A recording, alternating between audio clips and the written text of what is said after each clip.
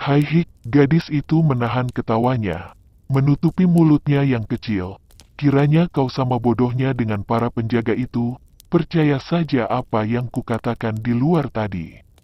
Jambu Nada bangkit berdiri dan menghampiri jendela kamar tahanan. Mereka saling berhadapan dan saling pandang melalui ruji-ruji jendela. Apa yang kau maksudkan, Nona?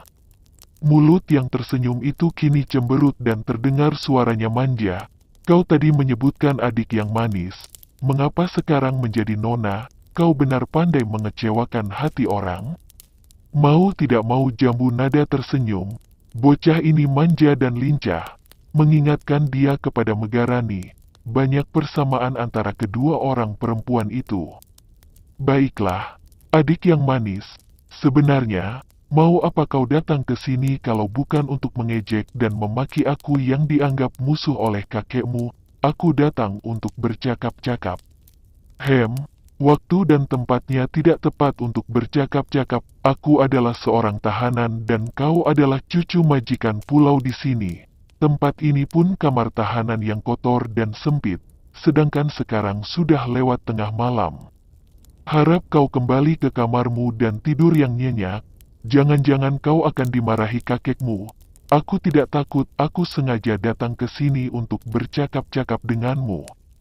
Siapa berani melarangku? Sikapnya menjadi galak, matanya bersinar-sinar. Jambu Nada menarik napas panjang. Sejak lama dia memperoleh kenyataan betapa ganjilnya watak wanita. Dia melihat watak-watak yang aneh dan sukar dimengerti yang dilihatnya pada diri Lata Manjari, Puspasari, Mawar, Ningrum, Ningram dan pada diri Megarani yang telah nekat meninggalkan dirinya dan pergi seorang diri ke Pulau Lahat. Dan kini dia berhadapan dengan seorang gadis yang juga berwatak aneh sekali. Baiklah, jangan marah karena tidak ada yang melarangmu di sini. Kalau kau ingin bercakap-cakap, nah, bercakaplah dan aku akan mendengarkan, kata Jambu Nada. Gadis itu melongo. Bercakap apa? Diam-diam Jambu Nada merasa geli. Benar-benar seorang gadis yang masih seperti kanak-kanak dan mungkin semua sikapnya tadi, ketika bergembira dan ketika marah, tidaklah setulus hatinya, maka demikian mudah berubah.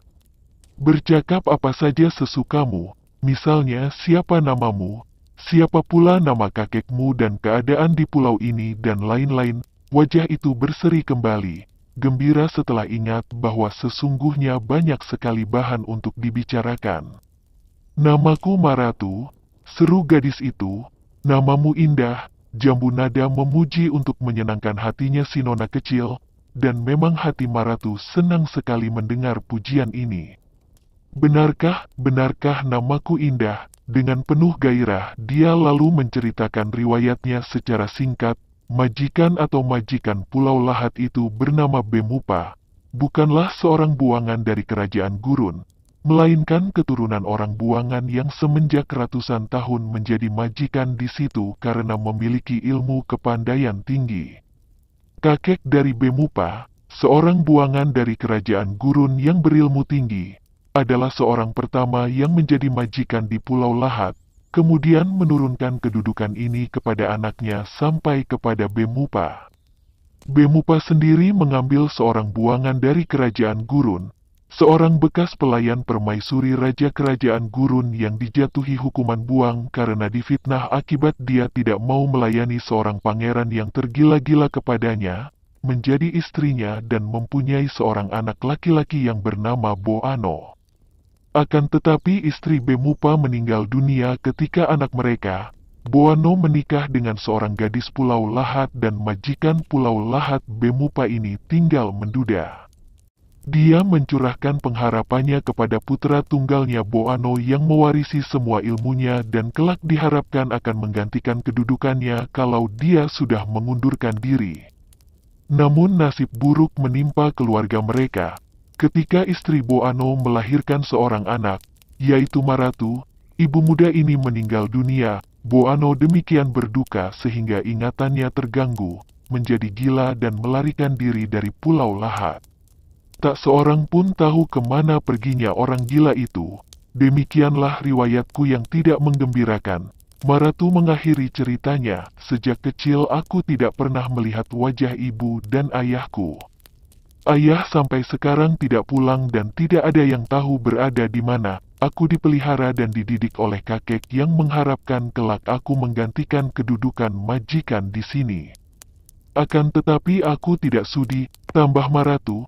Mengapa tidak sudi? Maratu, tanya Jambu Nada. Siapa sudi mengurusi orang-orang gila itu? Mereka semua gila dan jahat. Karena itu aku suka kepadamu Jambu Nada. Kau lain daripada mereka, kau berani dan baik, maka aku datang untuk menolongmu. Ketahuilah, sebentar lagi kalau kau dikira sudah tidur, kau akan dibunuh. Jawab Maratu lantang. Jambu Nada terkejut akan tetapi tetap bersikap tenang. Benarkah? Mengapa aku dibunuh? Bukankah kakekmu berjanji bahwa kita akan menunggu sampai adik angkatku tiba di Pulau Lahat? Kau percaya kepada kakek? Dia hanya membohong, sahut Maratu. Mengapa begitu? Sebagai seorang majikan tidak sepatutnya kalau dia menipu? Balas Jambu Nada heran. Membohong dan menipu merupakan perbuatan yang menguntungkan dan bahkan dianggap baik dan layak di sini. Itu adalah tanda dari kecerdikan seseorang. Ucap Maratu menjelaskan.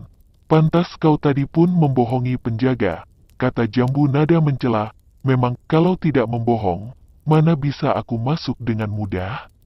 Dan kau tentu akan celaka kalau aku tidak membohong, balas Maratu sewot. Alasan yang dicari-cari dan ngawur. Jadi mereka hendak membunuhku, enak saja. Apa dikira aku begitu mudah dibunuh? Kata Jambu Nada kesal. Kau tidak tahu kecerdikan kakek. Jambu Nada, kalau mereka gunakan kekerasan, agaknya kau akan melawan dan aku sudah melihat kau tadi begitu lihai. Akan tetapi, mereka akan mengerahkan binatang-binatang berbisa untuk mengeroyokmu dan membunuhmu di kamar sempit ini. Kalau segala macam ular, kalajengking, kelabang, lebah dan lain binatang berbisa itu datang memenuhi tempat ini dan mengeroyokmu, apa yang akan dapat kau lakukan untuk menyelamatkan diri? Balas Maratu menjelaskan. Aku akan berusaha membela diri. Kalau aku gagal, aku akan mati dan habis perkara. Tidak ada hal yang menggelisahkan hatiku. Kata Jambu Nada tegas. Kau sombong, kau tidak mau minta tolong kepadaku. Seru gadis itu tak terima. Andai kata aku minta tolong juga, kalau kau tidak mau menolong, apa artinya? Tanpa ku minta sekalipun, kalau kau mau menolong, bagaimana caranya? Sudahlah, kau hanya akan menyusahkan dirimu sendiri saja Maratu. Betapapun juga terima kasih atas kedatanganmu dan kebaikan hatimu. Kau seorang dara yang cantik dan baik budi. Sayang kau berada di antara orang-orang liar itu. Pergilah, jangan sampai kakekmu melihat kau berada di sini. Pinta Jambu Nada tegas. Maratu mengeluarkan sebuah bungkusan. Inilah yang akan menyelamatkanmu. Kau pergunakan obat bubuk ini untuk menggosok semua kulit tubuhmu yang tampak, dan sebarkan sebagian di sekelilingmu. Tidak akan ada seekor pun binatang berbisa yang berani datang mendekat, apalagi menggigitmu. Nah, sebetulnya kedatanganku hanya untuk menyerahkan ini. Akan tetapi kita terlanjur ngobrol panjang lebar. Selamat tinggal Jambu Nada.